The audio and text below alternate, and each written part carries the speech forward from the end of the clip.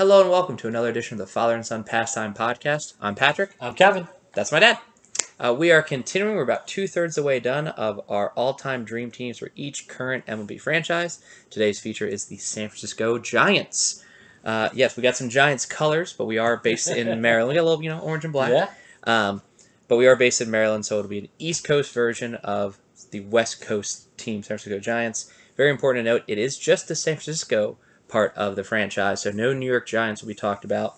If you're just joining us, you have to have at least 3 years of service time, in this case 3 years to the San Francisco Giants, to be considered for their dream team position. Yeah. We go over our starter at each position, as well as a starter, reliever, closer, and we also talk about the best manager we want to obviously manage and lead this team, as well as the logo that we would like to go with in this team's history. Just a quick story for you. I've been to Candlestick. Oh, yeah. Way back when. His honeymoon. Yeah, that's right. And it was an unusual park.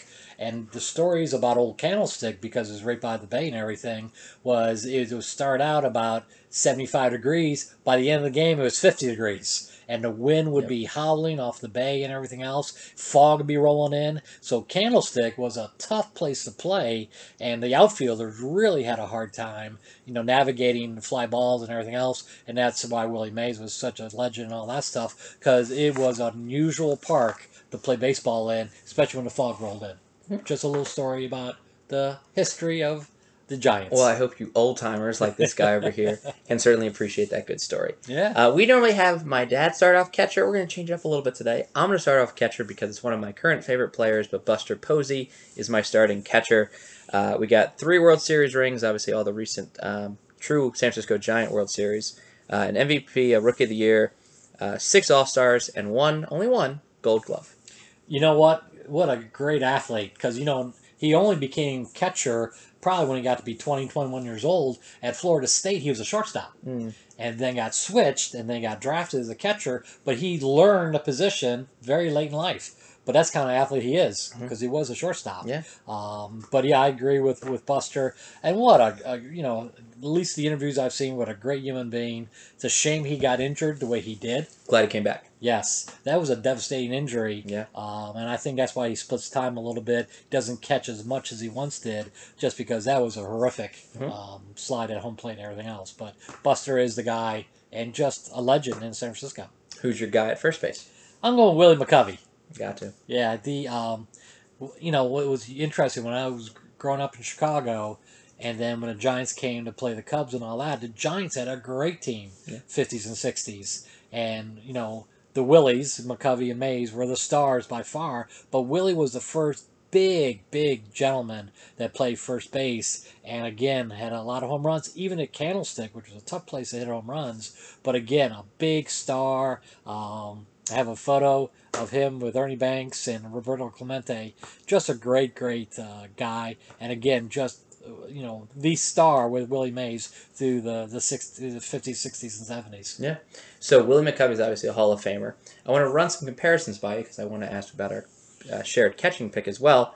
So both Posey and McCovey, Rookie of the Years, both had an MVP season, and both were 6-time All-Star winners. Yeah. Posey might rise that number, of course.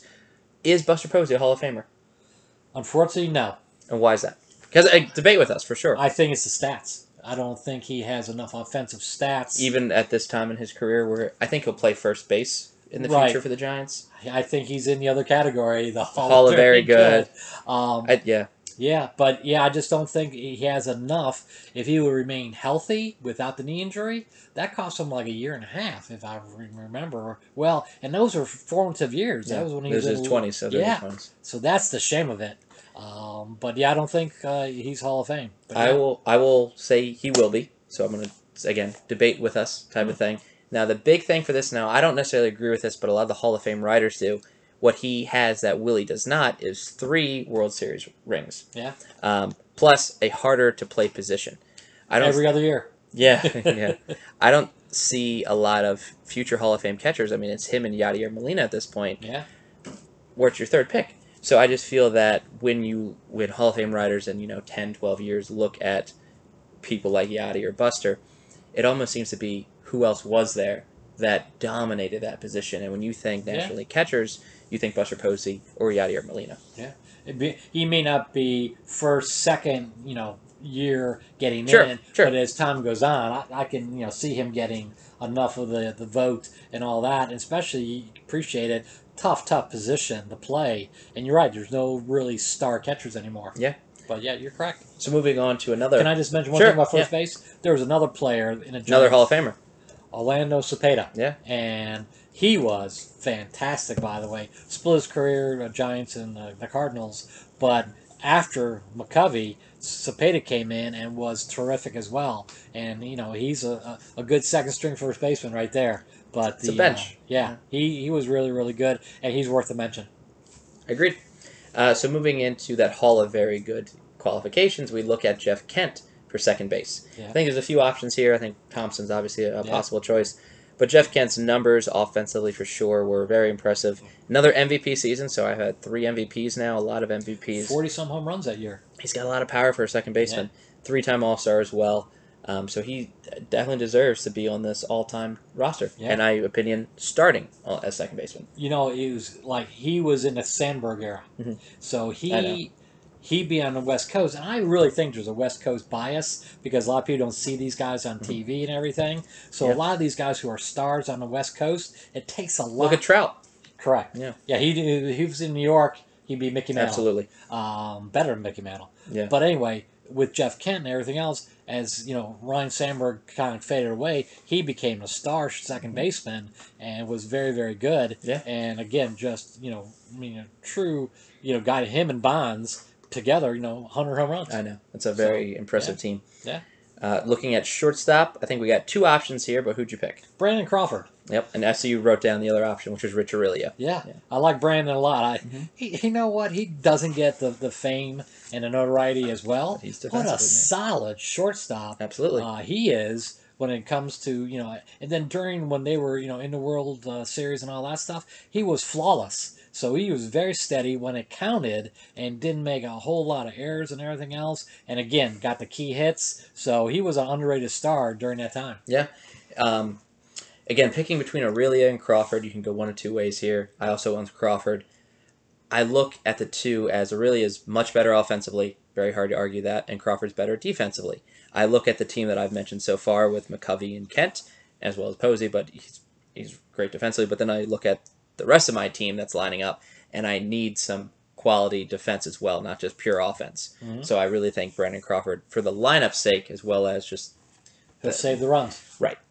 You're strung up the middle. Yeah, I know. Think about that for a minute. And Willie Mays in center. Yeah, obviously. I don't know. Yeah, we haven't got there yet, but who else would there be? About, if you want me strong up the middle, what an example A. Oh, absolutely. Yeah. So for third base, I don't know whose pick it is. I think it's, let's see, I went with McCovey. I go third base. No, I went with shortstop. No.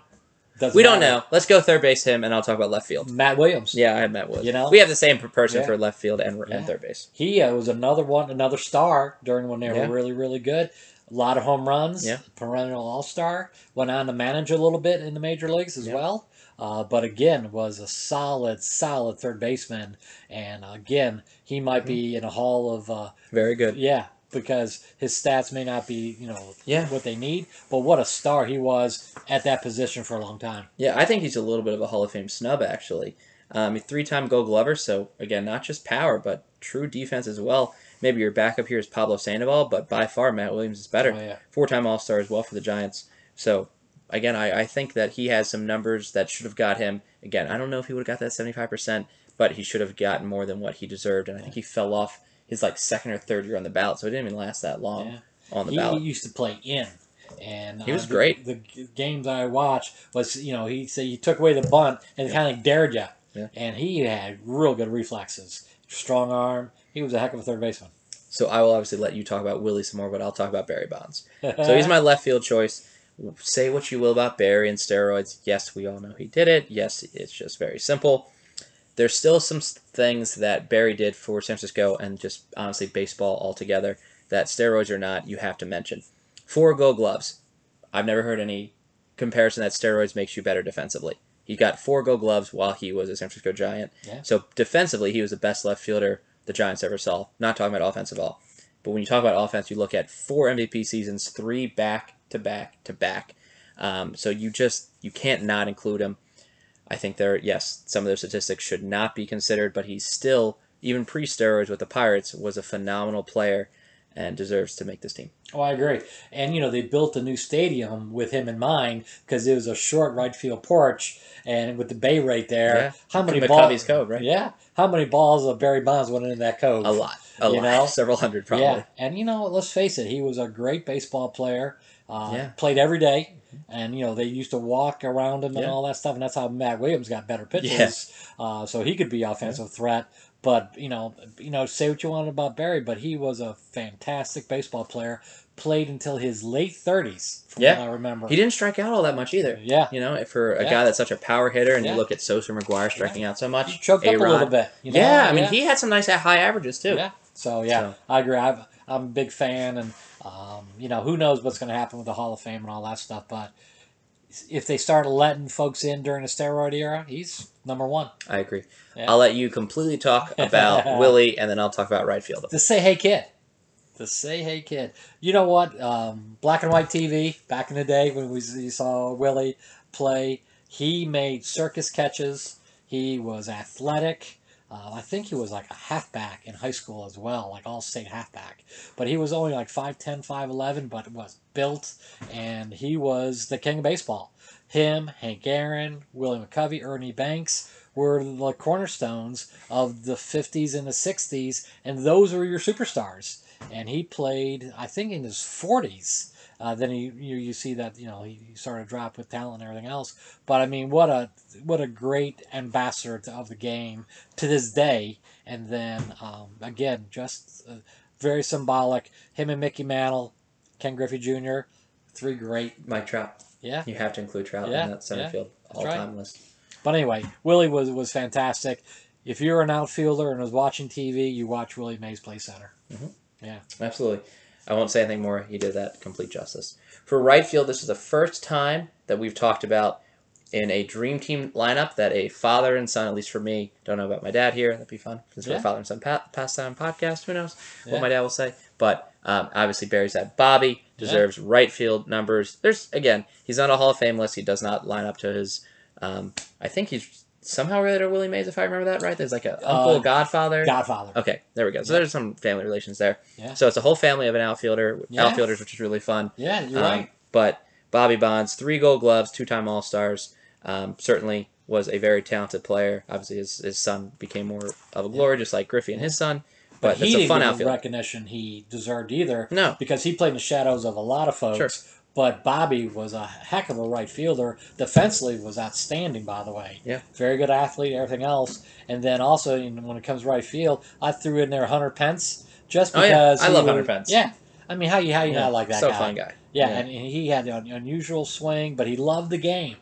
And I think he's still on the Rangers roster. But yeah, just if you're going to do a fourth outfielder, he kind of be my choice just because he's unusual and loved the game. Yeah, I'm a big fan of Hunter Pence. Deserves the 25th man.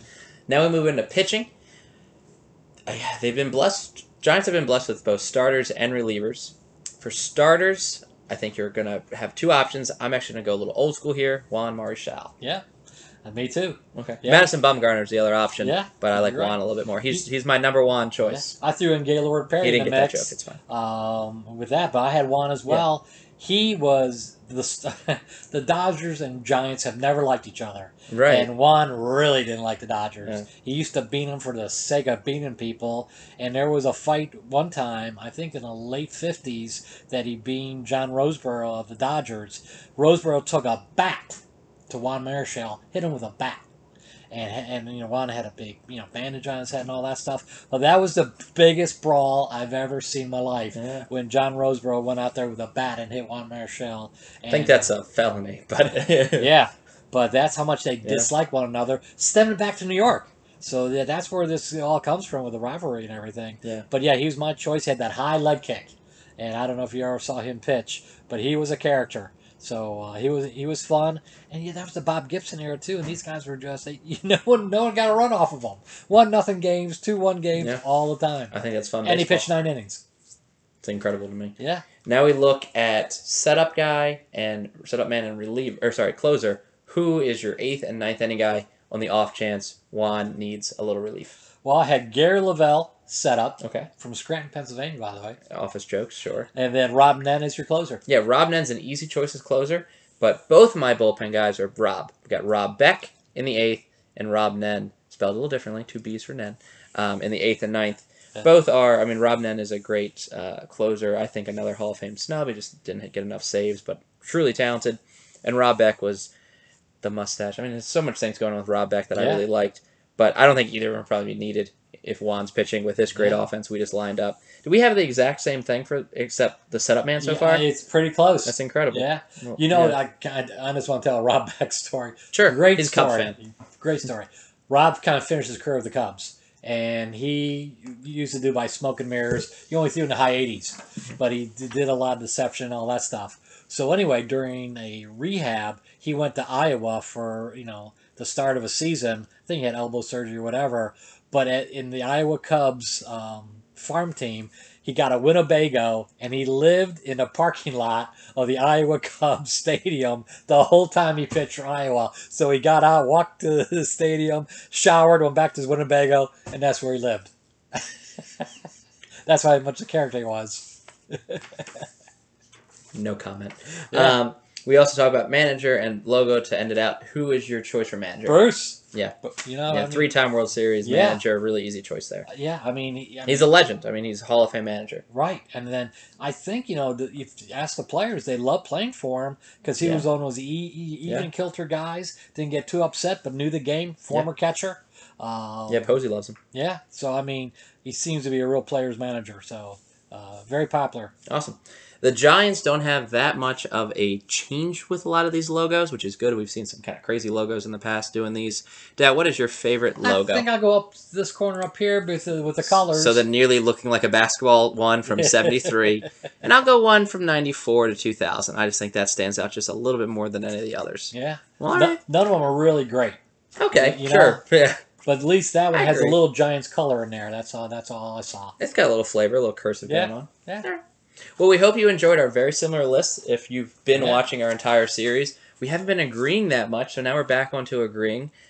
Please sound off if you disagree with any of our picks. But yeah, this was really fun to do and to talk about. Think about the offense of the lineup we had. Think about the infield. Oh, I know. There's 300 home runs in a season here, if not more. You're talking, you put out this lineup, they're scoring 12 to 18 runs a game. Yeah, it's a softball team. But yeah. And if Bumgarner is the pitcher, he's a great hitting pitcher. Yeah, he's got Silver Slugger a few times, I believe. So, wow. That's a lot of fun. So that'd be great to see this team in its prime go out there. I'm sure they wouldn't lose a whole lot of folks. That's the fun of a dream team. Well, thanks for watching. We certainly appreciate it. Give us a like, comment below, or subscribe to our channel. Thank you very much for watching.